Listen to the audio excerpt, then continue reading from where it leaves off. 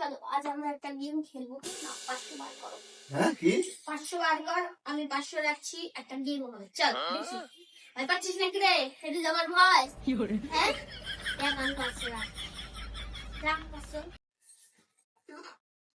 ভয় পেয়ে ভয় গেছিস? পাচ্ছে এই যে 500 হ্যাঁ, এবার গেমের রুলসটা হচ্ছে তুই ঠিক বলে আমি টাকা পাবো, আমি ঠিক বলে তুই টাকা পাবি।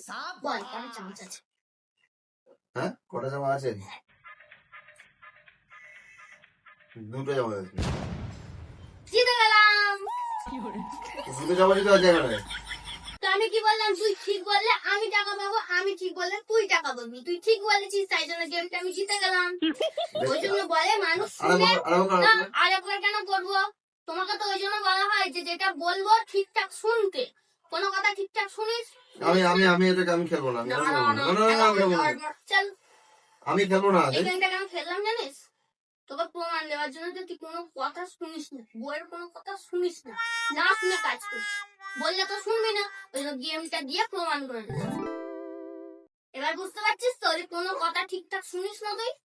এবার থেকে শুনবি। ঠিক আছে এবার থেকে শুনবো আমি টাকাটা দেবো This is the game. চল বন্ধুরা। দুটো চামচ। কটা চামচ? কটা চামচ?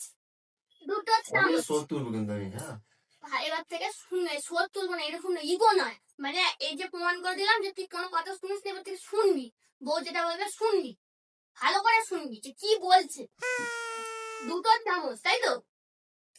কটা চামচ? কটা চামচ? দুটো চামচ। টাকাটা দিয়ে যা ভালো বেলা বলে কটা চামচ? দুটো চামচ।